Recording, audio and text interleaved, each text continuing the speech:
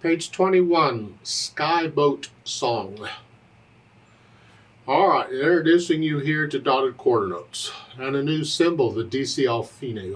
I'll get to that later. The dotted quarter note. Let's talk dotted notes again. We talked about them before. I explained it briefly in a previous lesson. If you understand how the dot works, it doesn't matter what the note is. They're all the same. The dot gets half the value of the note. It's going to make the note last longer or extend the note out longer by about half its value. Another way of looking at it is that a dotted note is the same as 3 of whatever the next note down is. So a dotted whole note with a dot, that's the same as 3 half notes, because a whole note is 2 half notes and the dot adds half another one. A dotted half note, we've had those a while, that's the same as 3 quarter notes, because a half note would get 2 counts and the dot just adds another one. A dotted quarter note is the same as 3 eighth notes, because the quarter note gets a count and the dot would get half of that, was half, same as an eighth note. It just extends the value of the dotted note out a little longer. It's not really a little longer, we have to be exact. We're trying to be exact with this. Look in the first measure of this song. In the left hand, you have the G and the A. Well, the G is a dotted quarter note. So the quarter note comes on beat 1. The dot comes on beat 2, because a quarter note takes up a whole beat. Nothing else can come there. So the dot starts on beat 2, and it's the same as an eighth note. It's like a quarter note and eighth note tied together. So the eighth note after that comes on the and of 2.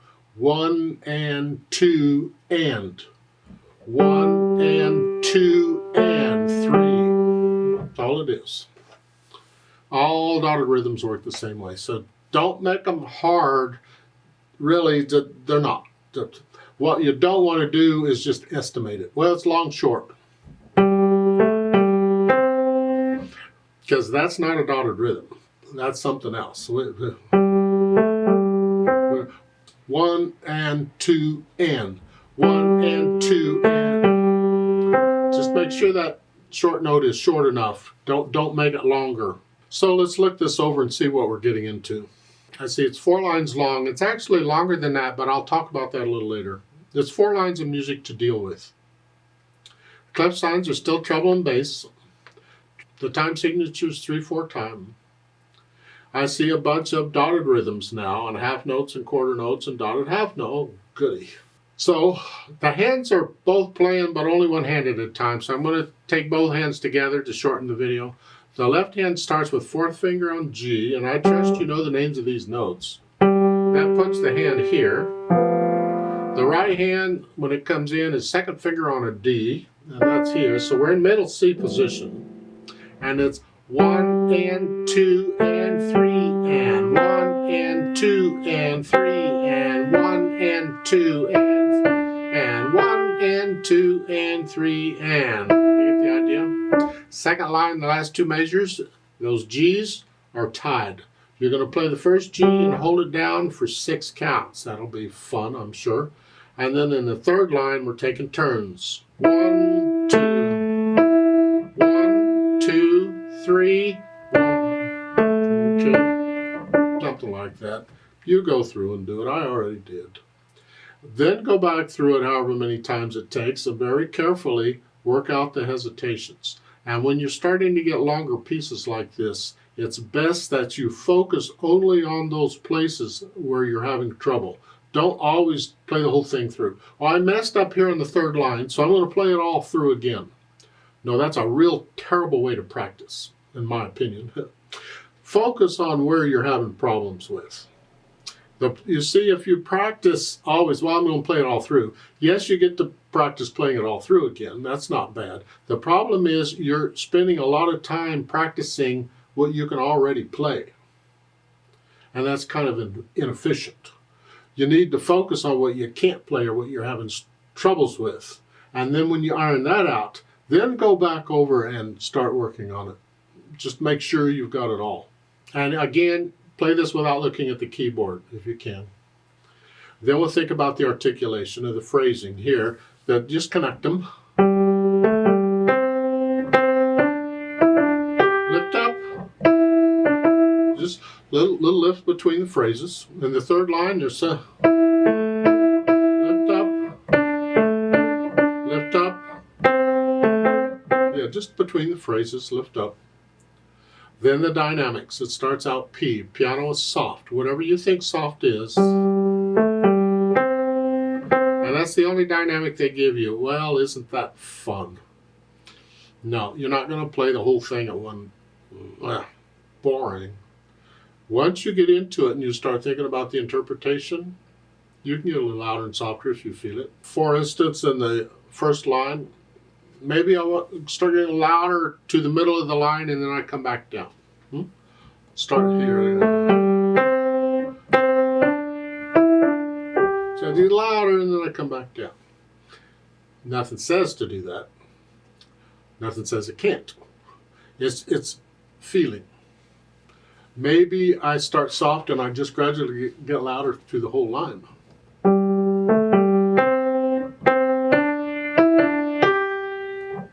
That's another way of doing it. You feel it, you experiment. Since it's repeated, if you look at the end of the second line, there's a repeat sign, sends you back, do it all again, the first two lines again. Change something. And one thing we can change is the dynamics. Use slightly different dynamics the second time than you did the first. Now, there's no speed given. Okay. Now, let's talk what I call the road map. A road map is the instructions of where do you go when. When do you go where? I said that backwards, but hopefully you can figure it out. Because in the past, we've all just started at the beginning and go to the end. And sometimes we might repeat part of it. Yeah. Now we're starting to jump around. So look out. At the bottom of the page, at the last line, above the line, it's DC al fine. Again, we're going back to the Italian stuff. DC is an abbreviation for da capo.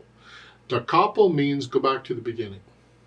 It's sort of like a repeat sign, except here there's no exception that I'm aware of. Probably is, but not, very rare. You just go to the beginning. Don't ask questions, don't pass go, don't collect $200, just go to the beginning. So when we finish the last line down there, we're just going to go back to the beginning. And the beat is a steady beat. You don't mess up the beat just because we're jumping around.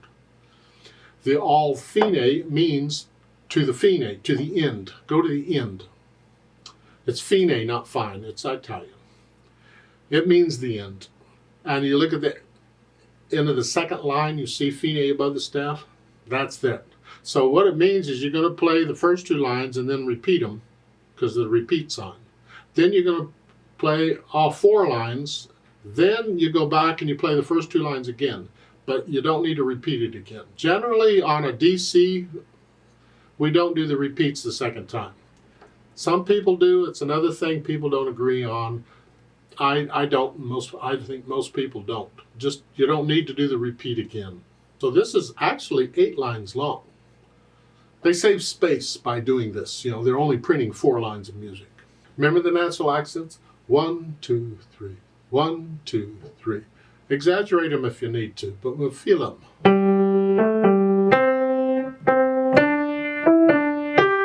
I want to feel these. In the third line,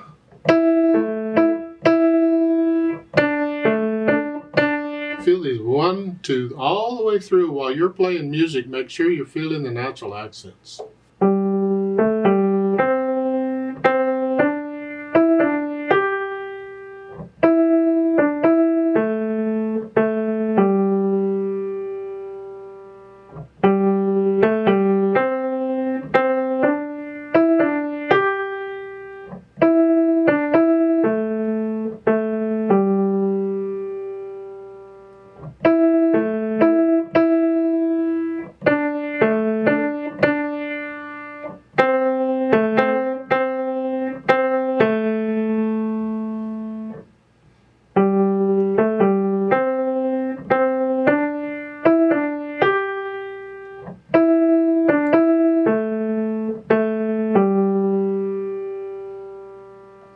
Please don't copy me. You don't have to go that speed. You can do a lot more with the dynamics than I did. Keep in mind that the last line at the end, the last 2 beats are rests. You have to be quiet for 2 beats. So it is 1, rest, rest, and then you immediately go to the beginning. When you can play this okay, no hesitations, then come back to the video and let's play it together very slowly to check the notes and the rhythms. I don't do any louds and softs, there aren't any to speak of. And we will do the DC and the whole bit, the repeat and the whole bit. We're going to play it all. I'll give us 3 count. Did I say that? I don't. 1, ready, go. 1 and 2. 1, 2. 1 and 2. 1, 2, 3. 2. 1, 2. 1, 2, 3. Tie. 2. Repeat. And 2. 2. 1 and 2. 2, 3.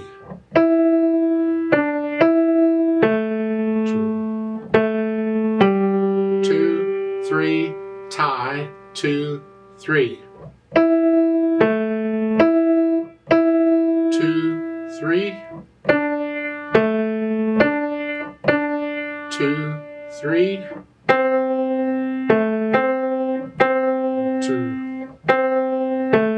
2, 3.